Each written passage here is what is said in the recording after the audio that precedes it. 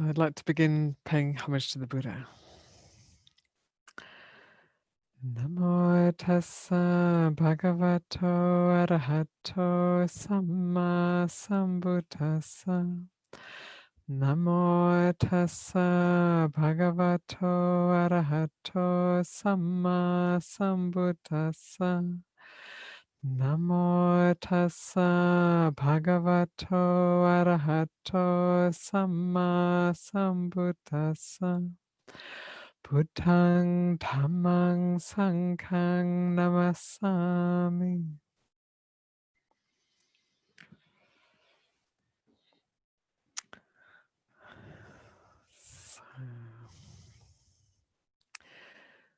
So we are in challenging times. I'm sure it's a phrase you hear many times these days. And living out here in the foothills in the forest, we've been, we've had a summer of smoke and heat most of the time. We had a little bit of gap where there was some good clean air, and today's one of those days, which is wonderful. And it's starting to cool down, getting the fall cool air coming, which is also wonderful. But it's definitely we are definitely experiencing the direct the day-to-day experience of climate chaos that we've been hearing about for years and talking about for quite a few years, and now we're in it. And who knows where that goes and how it evolves, but it is quite intense. And different places will be experiencing it in different ways, and some not much yet, and some already probably a lot. And then, of course, there's the political chaos in America, and the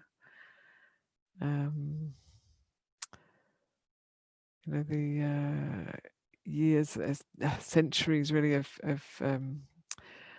dominance and oppression culture that's now starting to be overturned slowly, which is a good thing that we're all learning about. And I mean, many of us are learning about and our own the parts that we have played in it unconsciously or consciously.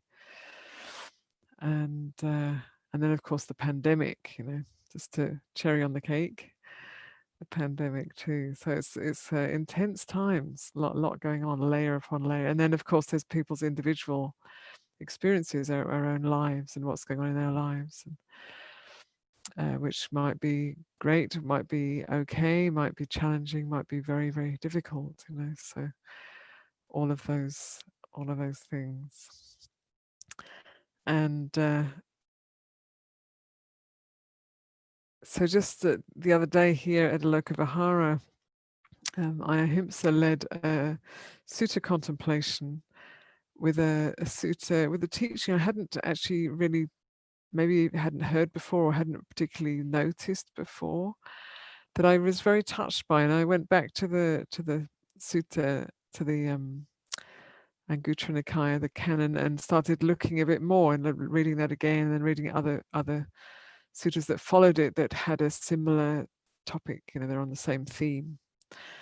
And the theme is the 5. Sorry, if you could stop doing that while I'm talking, please. Thank you. Yeah. So the 5 powers, or the 5 strengths of a trainee, of one in training. And so one in training means someone who has started, who's sort of like, stepped onto the path, who's starting to meditate, who's heard the Dharma, who's interested in the Dharma, and is following through in some way. So that's probably all of us here on the call and in the room, and just outside the window there with Shannon too. So it's for us. This is a teaching for us. And these 5 powers or 5 strengths are, so you might have heard, we've sometimes given teachings on the 5 powers, or the 5 indriya and the 5 bala, and that's and this is just a little bit different to that. So those 5 strengths or 5 powers, the first one is saddha, which can be translated as faith or conviction or confidence. And this is like a confidence in the Buddha, the awakened one. So confidence that there was, the Buddha was a human being who did realize awakening, and that in that awakening is possible. So for me, this is quite central to my life, actually, and was really life-changing for me when I heard the Buddha's teaching and had this really deep conviction of, yes, the Buddha knows the way out of suffering and has given us these teachings, and eventually I'll understand them if I just keep my ear to the ground, keep learning, keep trying to find others who understand the teachings, so that gradually I will start to understand them. So the process continues, but it's of understanding the Dhamma, but it's a deepening and an opening and a letting go process. So that faith or conviction or confidence in the Buddha as an awakened being who's opened up a path for all of us to follow. And then the next of the 5 strengths or powers is Hiri. So Hiri and Ottappa, these are sort of the next 2 actually are Hiri and Ottappa. And sometimes Hiri and Ottappa, they're called the 2 guardians of the world. And there are various different translations of them. So Hiri is the quality of having concern. So like at the beginning of this time of practice together, we're taking the 5 precepts. And the 5 precepts are a way of protecting yourself from doing harm, and also from protecting others from harm that you might do. And so Hiri is this sense of conscientiousness or concern for not doing something that would be harmful, that would then harm you, harm ourselves, not wanting to be a cause of harm in the world. And Ottappa is a sense of moral concern or prudence. Prudence is a little bit of an old-fashioned word. Moral concern. So not wanting to be a cause of harm for other people, for other beings. So Hiri and Ottappa, these are like sort of an ethical quality and a heartful, conscientious quality, where we really don't want to do something that will leave us with a sense of regret and remorse and heaviness. And we don't want that for ourselves, and we don't want to do that in terms of like harming anyone else. And these are called the guardians of the world. Often in temples, in Buddhist temples, you'll have these 2 images either side of the entrance of the temple, Hiri and Ottappa. And they're these guardians, and it's like as you enter the temple, they're reminding you to keep those qualities central. And unfortunately, many people in the world are not keeping them close. So this is part of the chaos that we're in. But they're powers or strengths that the Buddha points us to, that we have within us. And then the 4th quality is virya, which is often translated as energy. But another way of saying, another translation for virya is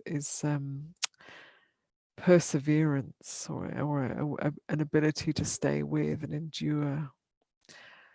And I like this perseverance. Persistence maybe is another word that could work for virya. It's a staying with, it's a quality of an energy that's going to stay with. So it's what we need to bring to the path, And we can, so when we start the practice, can be really enthusiastic, really excited, and getting lots of insights, and things are really great. And then at some point it starts to get more challenging. And there can be times, there can be like the long plateaus or in the practice, and there can be also times when it just feels like a struggle. So virya is what will just keep you going. You just stay with that, you just keep going, and right now it's like this, and it will change. So Virya, it's like an energy and a persistence and a staying with quality. And then the fifth quality is panya, which is often translated as wisdom. And panya is a particular kind of wisdom. It's the wisdom that recognizes the arising and passing away of all conditioned things. So these are the five bala, the five powers, the five strengths. So some people like the translation of strengths. I kind of like the translation of powers.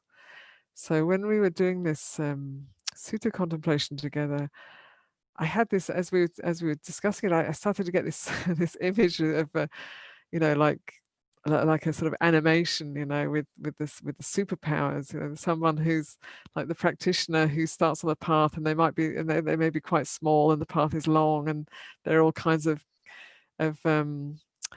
maybe demons and difficult terrain that they've got to traverse and to get to where they want to get to, and yet they've got these powers. And it may be that they forget that they have them. They start as just this little one who's starting along, feeling a little intimidated by it all, and then they remember, oh yes, I have the power of faith.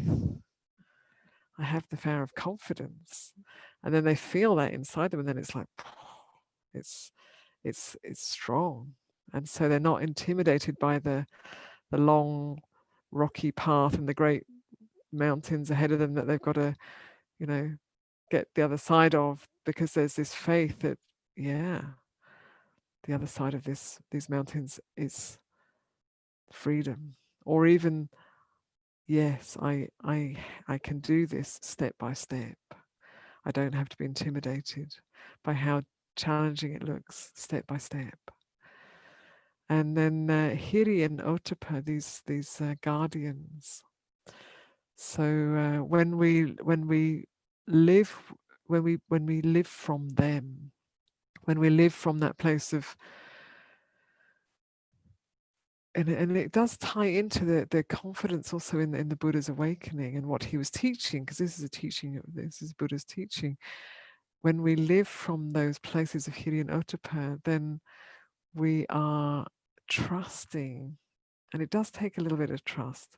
We're trusting that those qualities are going to lead us in the right direction, and that they are powerful. And I've heard a lot of different from a lot of different people recently in different situations, people saying, I think particularly with the political situation in America, people saying, well, there's so much corruption, so maybe to be honest and to have integrity isn't the right way.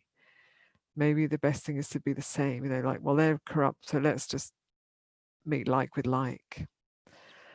And when I hear that, I feel like, oh, this is not the way to go. And I understand why people go there. There's maybe fear and feeling weak and feeling like it's not really working. And what if everything goes south, goes wonky? But I guess my deep trust in the Buddha's teaching and his very, repeatedly bringing up these qualities as vital qualities to the path. I just feel very clear that the way to go is not to sink into the same swamp that we see others in, but to rise up and to uphold those wholesome qualities, those noble qualities that we all have, them.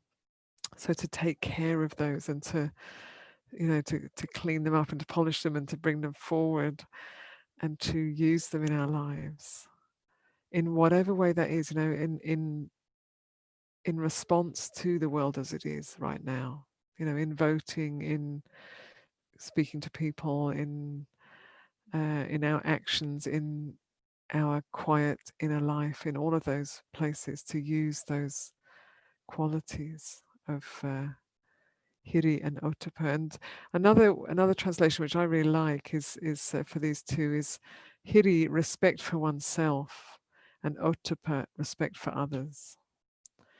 And it's not always modeled by our leaders, but that doesn't mean we have to just sink into kind of low behavior. We can still rise up and uphold what is beautiful and what is aligned with truth. And then Virya, that quality of staying with. So I feel that they all go together. You know, they're not necessarily separate things in a way. They all, well, they are, but they all support each other. You know, the confidence or the faith supports picking up those qualities and using those qualities, and then it also supports the virya, the endurance or the perseverance, without some sense of confidence in the path, and a confidence that truth and integrity is the way, even if we're not seeing it modeled around us. It is the way. That confidence is will support that sustained energy, that staying with, not getting pulled off track. And panya, wisdom. So I like, it's also another translation of panya is discernment. I like that, because sometimes I think sometimes the Buddha's teaching can be misunderstood as a sort of a passive and rather, you know, everybody's nice and good and does nice things, and it's a little passive and a bit of a pushover.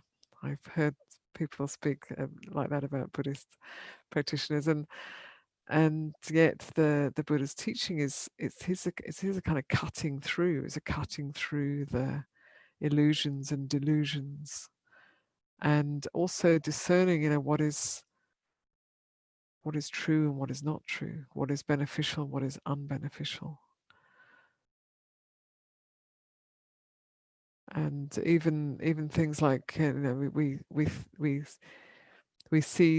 look at something that we think is strong, and then, you know, it's actually like a show of strength that's very weak. So knowing what is true strength and what is just like ego strength. Ego strength is not so powerful unless you give it the power. So discerning the you know, what is really going to lead to greater well-being, greater freedom, release. And then it's also the direct experience, the insight into the arising and passing away of all things. So this is a very, very powerful insight. You know, when we really start to see that, the arising and passing away of all things, it's profound. And the more we understand that, the more we see it, the less fear there is. It can be fear at first. It can be quite scary actually at first, because you realize there's nothing really to hold on to. It's all in a state of flux. It's all changing, and that can get scary for a while until we get used to that, you know, sort of riding that flux. And also things get a little more solid, you know, at times, so it helps. But you get used to riding that flux, and then once one's more accustomed to seeing that, the arising and passing away of things, you know, all of that grasping for power and possessions and status and all of that stuff is so meaningless. You know, we're trying to hold on to, trying to get personal power from something that's, you know, even the person is a process. Trying to get a great status, you know, it's like, well, yeah, you can get it for a while and then you're going to fall from there.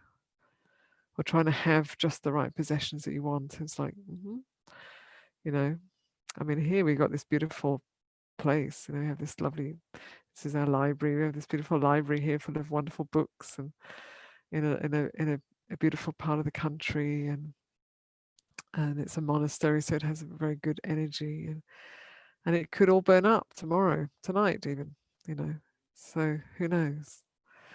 So it's like, yes, you know, you can have wonderful things, and then we have to hold them lightly because they're there for a while and then they're gone. And even these bodies of ours, we can feel really good about our body, get it strong and fit and healthy, and then at some point it isn't anymore because it ages and gets sick, because that's what bodies do. And at one point we have to let it go altogether. It will die, go back to nature. It never leaves nature, actually, and so just knowing that it's okay. And when we're with that truth, there's a great, I want to say, great strength and a great power in that truth, and a huge ease, a huge sense of ease, because we're not holding on to what can't give us happiness anymore. So that's like the big picture. Panya is the big picture. The wisdom points to the more ultimate truth, and then the other qualities support. Well, they support that realization of that ultimate truth, but they also support the how to live in the world.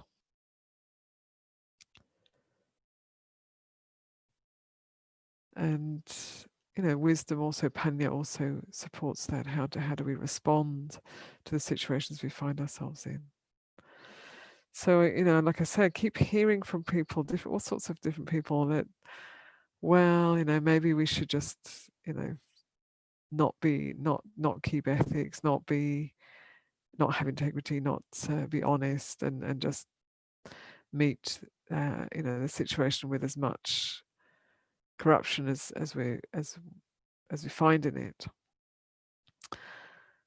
And there's this idea that maybe that will make things better, or maybe without that, if we don't do that, we won't be really, really strong, really powerful, and we'll all suffer.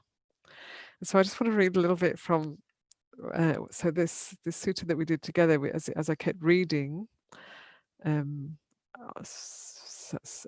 subsequent suttas after that one, there was one on the same topic, and where the Buddha says, so if you living a life that's cultivating these qualities, these 5 qualities of faith or conviction, conscience, moral concern, perseverance, and wisdom or discernment. If you're living a life that's cultivating these and supporting these, he says, living a complete and pure life, even with pain and dejection, weeping with a tearful face. If one lives by these 5 wholesome qualities, they are praiseworthy. So I found that really interesting. It's like, oh, he's even saying, like, it might not give you immediate happiness. It might be a struggle. You might be, you might still find yourself crying or struggling or wishing things were different to how they are. But if you keep that integrity and that purity of heart and mind, it will serve you. It will carry you. It will be a support to you and to others. And it does take, oh, excuse me, I've got cramp in my foot. It does take a certain faith, because we do live in the world, and people are grabbing, struggling for power, for worldly power. That is part of what's going on out in the world, and we are influenced by that. So it's it does take a certain faith and courage to not give up our convictions, to not just slide into the same pit of lying and manipulating and covering up and grabbing, pushing away, all of those things. it takes a certain courage to not go that way and to stay aligned with with our own integrity. So so I like this image of the little pilgrim, or the little,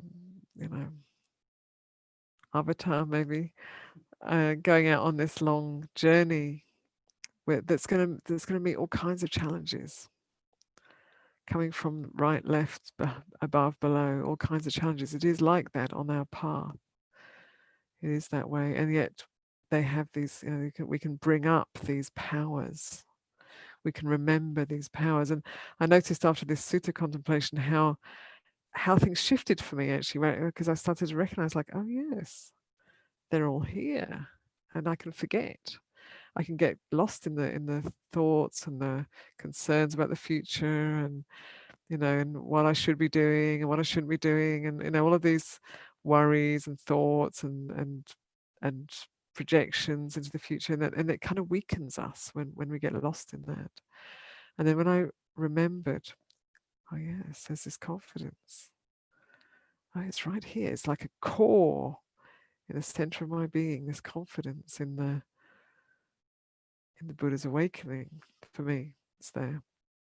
And Hiri and Ottappa, these qualities that want to take care of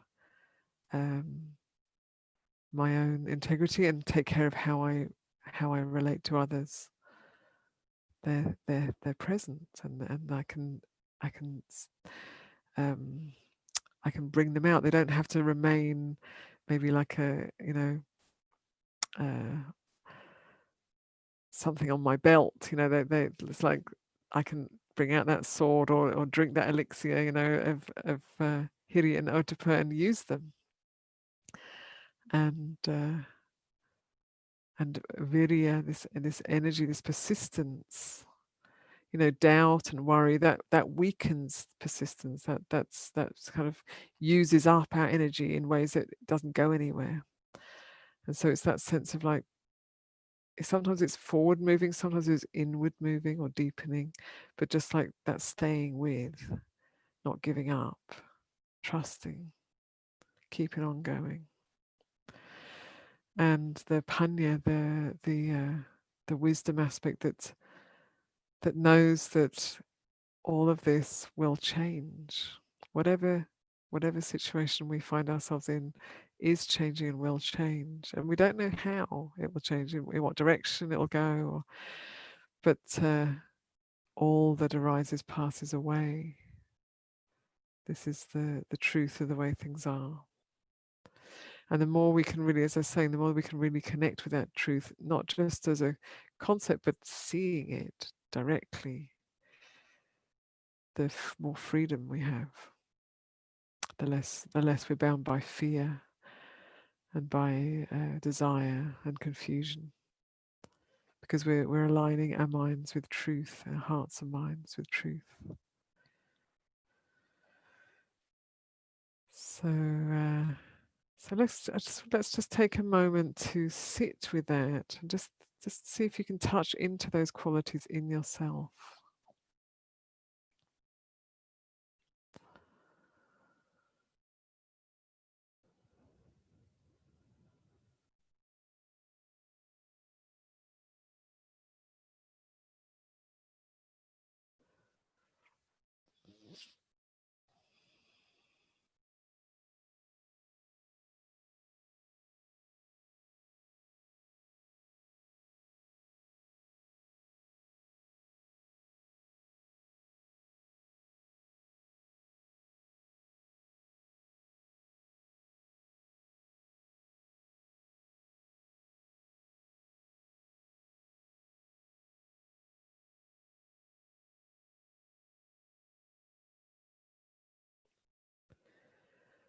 And like all things, the more we give what we give attention to is strengthened by our attention.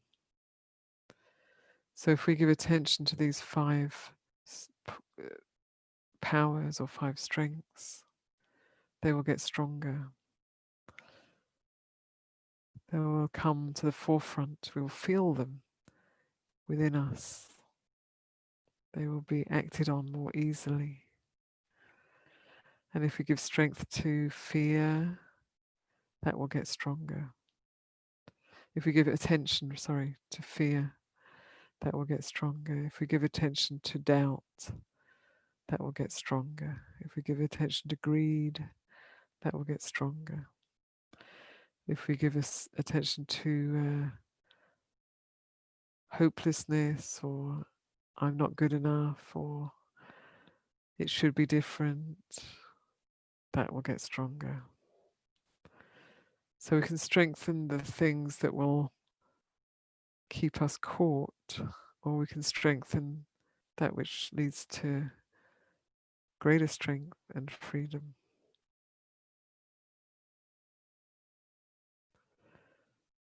It takes remembering, and it takes some effort, but if we put that effort in, it can be quite fun.